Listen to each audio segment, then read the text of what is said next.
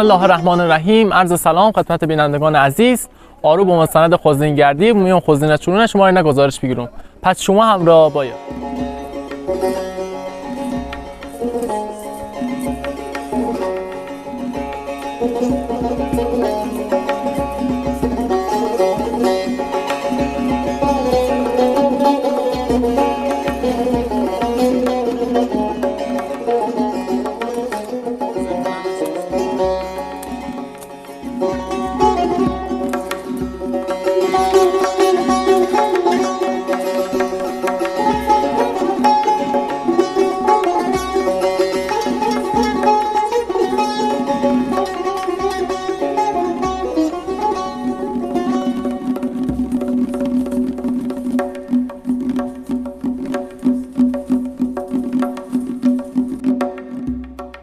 سلام علیکم امامادی. خوری ان شاء الله. سلامتی ها.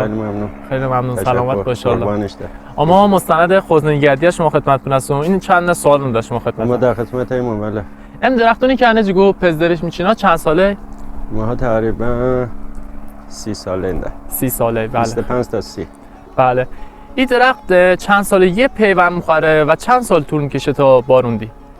این درخت تقریبا سال 4 پیوند میزنه. بله. بعد سال 6 میجی نوبروندی و ان شاء الله بار شروع هم. بله صحیح. بعد در این هکتار معمولا چند دونه درخت میگو بی استانداردیش؟ این هکتار تقریبا 600 700 درخت میخوره. بستگی به چیز داره. سلیقه داره. بعضی منی 800 دونه برمون، بعضی 600. بستگی داره. بعد معمولا در این هکتار چند تن بار میشه خورد برداشت کردن؟ تقریبا 2 تا 3 تن میشه برداشت کردن. خورد برساش، کودیش، آرو بله. ریزموگازی، آرو سنپاشیش، خورد برساش جواب. در سال چند دونه او نیاز داره پزده؟ پزده در سال تقریبا 4 دونه. هر فصلی دونه. زمستون 2 دونه، پاییز و زمستون. یعنی بهار و تابستون. بله. اما تا جایی که بشنو هستم پزده میگو چگو خوشه سب چیان نمیگو دونه بشن. دلیلش چیزه؟ ما هم میگه خوشه‌ای بچین چون خوشه ببینی خودش مریضی بله. مواره، انگل مواری و درخت داره ضرر داره. آی که میگه گاشه با خوشه کامل. بله صحیح. مریضی نواری درخت. این سوالی که مردم آن پرسنده و همیشه یا معضلیه یا مشکلیه که پزده باشه بذرش بیکراش بهتره یا به صورت نهال بیکرون؟ پزده بذرش خیلی بهتره از نهال. بله. یعنی هم خاک امرا مچان خیلی بهتره.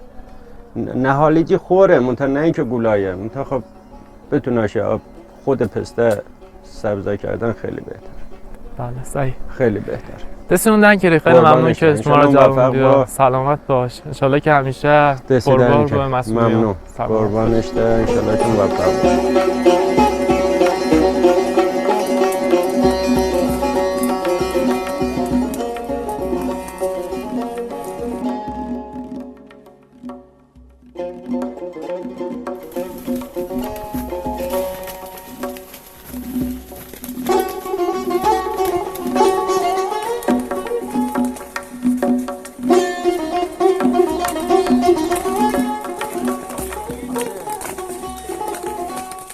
خب امروزی از آرونه مستند امیدوارم که خوشیون بومیابی خزینگردی دنبال کرا عزیمت با هم کلی مستند بگیرون. یا علی.